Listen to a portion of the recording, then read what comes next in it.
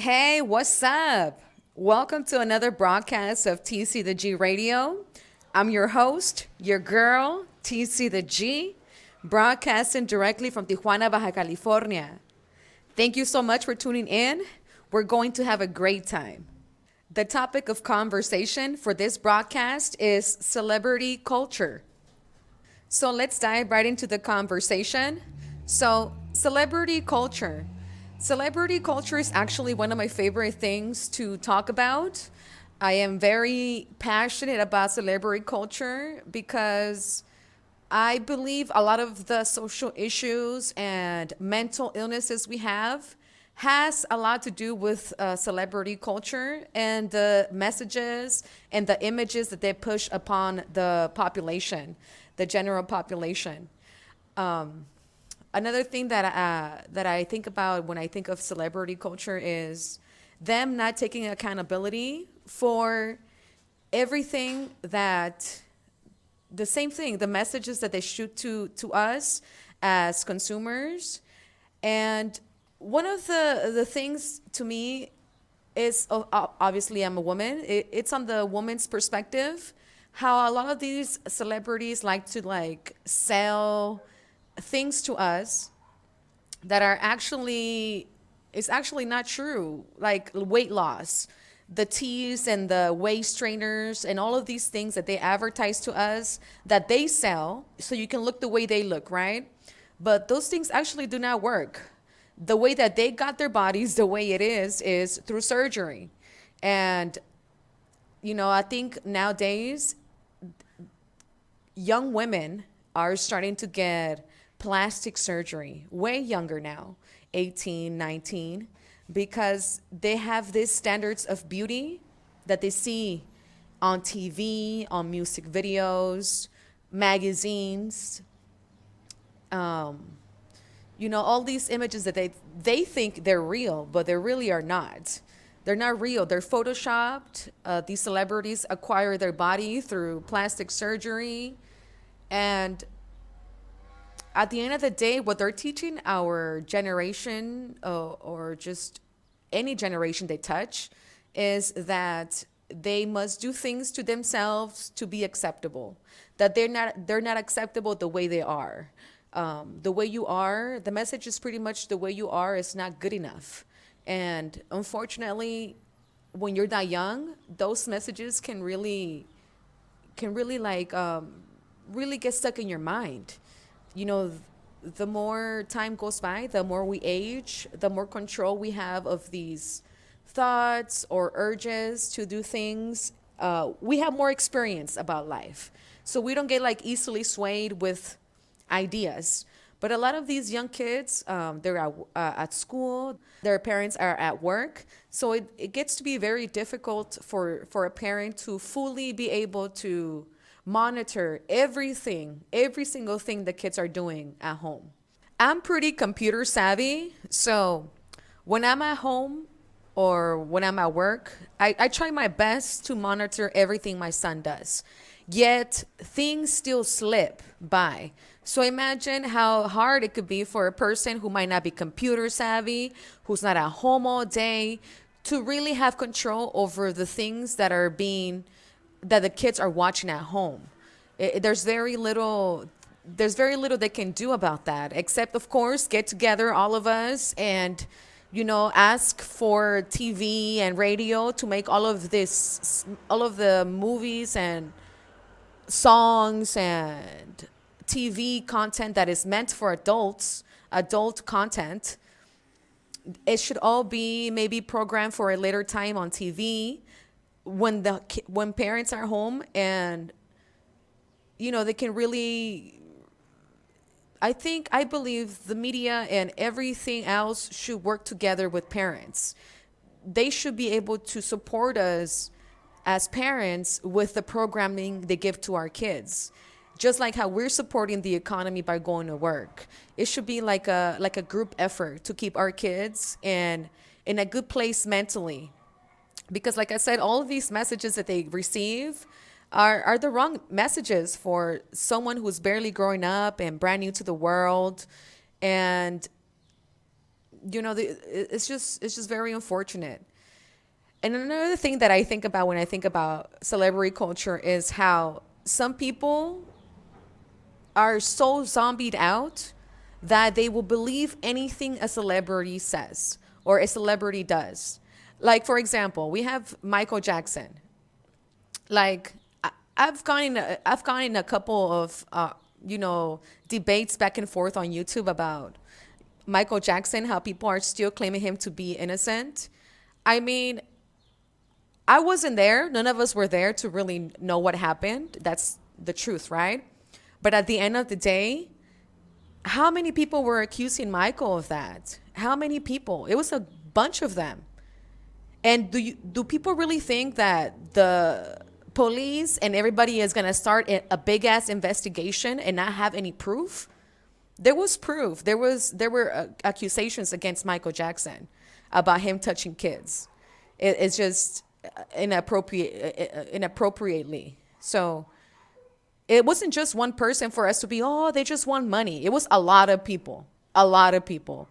I mean, if there's a lot of people claiming the same thing, there must be something true to the story. I remember one of the arguments that one of the people I got in a debate back and forth was about, well, I saw the interview about how this little kid said that Michael Jackson asked him or told him that if he loved him, he would sleep on the bed, on Michael's bed. Now, I don't know if he slept right next to him, around him, or next to him. It doesn't really matter. A grown person has no business asking a young kid, underage kid, to sleep in their bed or having sleepovers with young kids. Adults have no business having sleepovers with kids. No business. And all of these people that say on YouTube, oh, it's because, he was just innocent, and there's just no grown man in their right mind who's going to have sleepover with young kids. And they're like, oh, get your mind out of the gutter. I don't have my mind in the gutter. I have my mind in reality.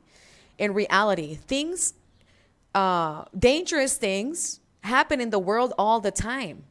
So for these people to just blindly believe celebrities without really taking the time to dissect the situation and think beyond, it's just amazing to me. Not in a good way, like in a zombie way. How can you be so blindfolded to these celebrities that are doing nothing for you? They're not helping you. Music, okay. A lot of people make music. But what was he really doing with those kids in the ranch? And another thing, did you guys know that PEDOs, these people that abuse kids, they usually have and this is you can research this. A lot of the people that go to jail, they usually had something to attract kids. A candy shop, a donut shop, toy stores, the little video stores or the game stores. Back in the day, the nickel kind of stores, or video game kind of arcades kind of thing. That's what they go for, because that's what attract kids. That's what they use to attract them. Just like a man will use, a rose to attract a woman. They use toys and things like that kids like to attract kids. And it's just not right. It's just not right. I myself was a victim of abuse when I was a kid. So now as a grown-up, I really have no tolerance when it comes to people who abuse or take advantage of kids, because kids are innocent. Kids are innocent. And it's up to the adults to guide them in the right path. And I know some people say, oh, it's because nobody said nothing, and their parents sell their kids. Parents sell their kids to these celebrities so they can get money. I don't know what world people live in, but it happens. It happens. Their parents go sell the kids to these celebrities so they can get money. I don't know what people think it's not real. It's not true. It's true. There's some whacked out people out there that do crazy stuff. Like my mom, she did some similar stuff too.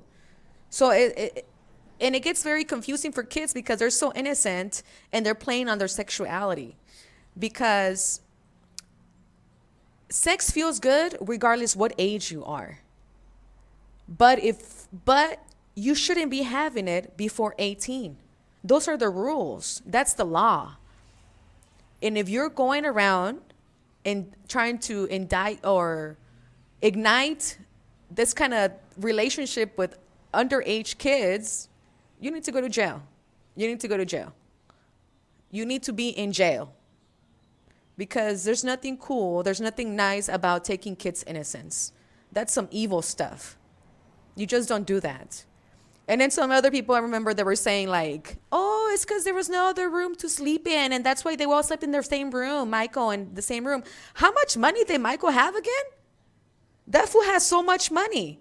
You're telling me he couldn't find like pay a hotel, one of the best hotels with all the money he had? Come on. And I kind of started thinking maybe it's kids who were talking back, like, having the debate with me on YouTube. And it scares me because, or if it scared me even more thinking it was adults, because it makes me feel like these people, they shouldn't have kids. If they feel it's safe to let your kid go to a stranger's house without you being there, just because they're a celebrity. No, you need to be there with your kids at all times. See what they're doing. It's just unbelievable how some people really do lose their mind and their rational mind to the celebrities. And then we have all these other stories, right, about these other celebrities, and people are like, no, we don't know. It's because there's a saying in Spanish. It's like it says like, si el río suena es porque piedras lleva. Like if the